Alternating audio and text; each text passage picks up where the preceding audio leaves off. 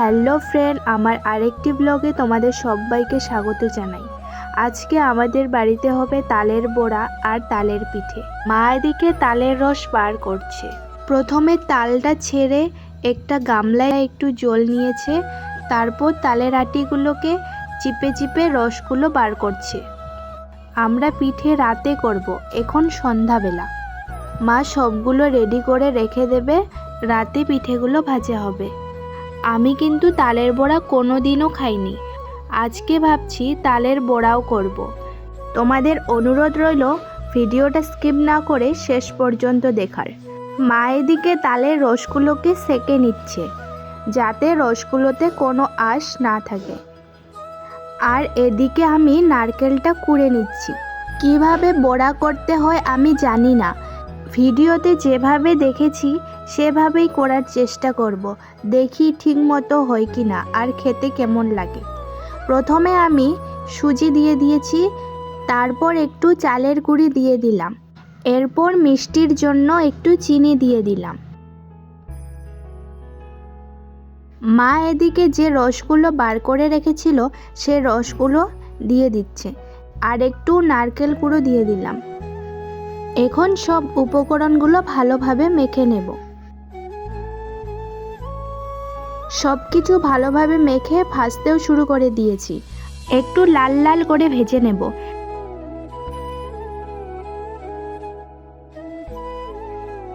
বড়াগুলোতে লাল colour চলে এসেছে, মনে হচ্ছে হয়ে গেছে। এখন বড়াগুলো তুলে নিচ্ছি। এরপর আবার এখানেই পিঠে ভাজতে হবে। প্রথমে পিঠেগুলো ভেজে নেব, তারপর বাকি বড়াগুলো ভাজবো। সবগুলো পিঠে আর সবগুলো বড়া ভেজে তারপর তোমাদেরকে দেখাচ্ছি।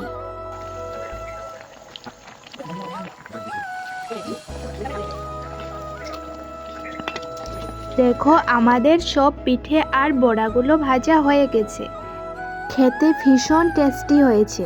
আমি তো পিঠের থেকে বড়াই বেশি খেয়েছি, ভাজতে ভাজতে অনেকগুলো খেয়ে নিয়েছি। এটা হচ্ছে পরের দিন সকালবেলার ভিডিও।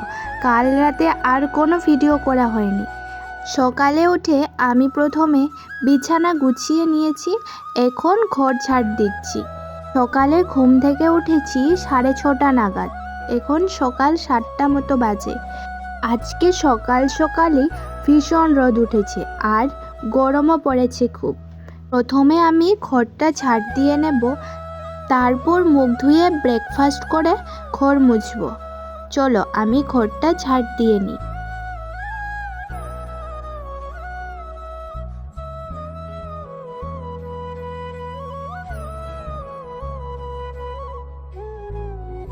আমি ব্রেকফাস্ট করে ঘরটাও তাড়াতাড়ি মুছে নিলাম, কারণ রোদ উঠলে পরে আবার বেশি গরম লাগবে। এখনই যা গরম লাগছে।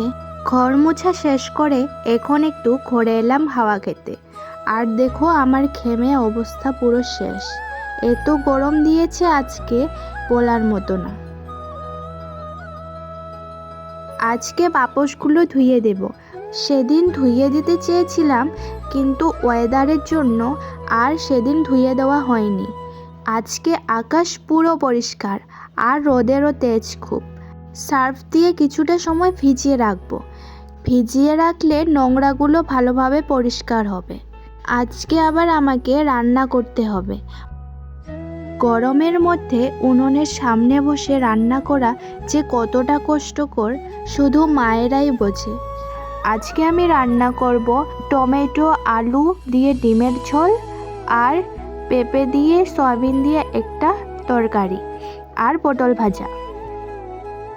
সত্যি আজকে এই গরমে রান্না করতে আমার অনেক কষ্ট হয়েছে।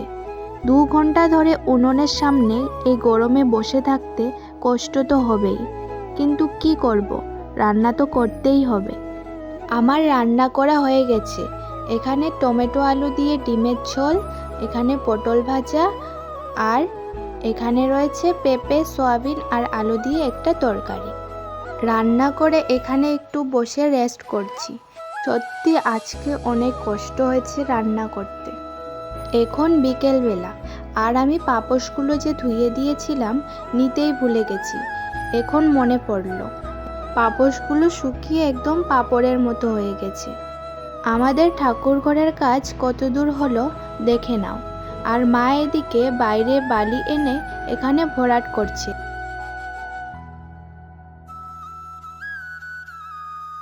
এখন আমি ছাগলকে পেয়ারা খাওয়াচ্ছি। আসলে গাছের পেয়ারাগুলো পেকে পেকে নিচে পড়ে থাকে। নিচের পেয়ারাগুলো এনে আমি ছাগলকে খাওয়াচ্ছি। কি সুন্দর করে খাচ্ছে দেখো।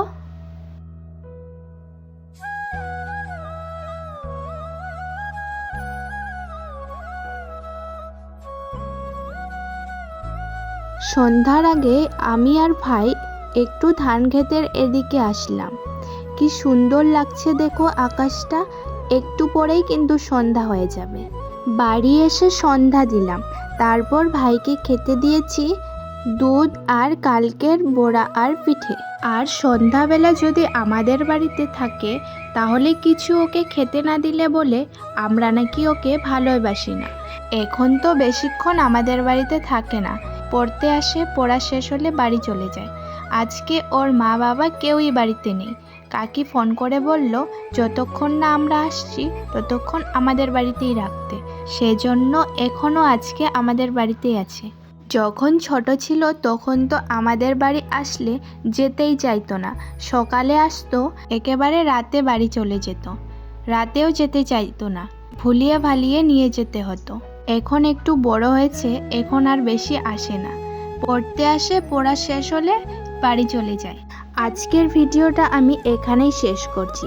দেখা হচ্ছে অন্য কোনো ভিডিওতে। ততক্ষণ তোমরা সবাই ভালো থেকো, সুস্থ থেকো আর সাবধানে থেকো।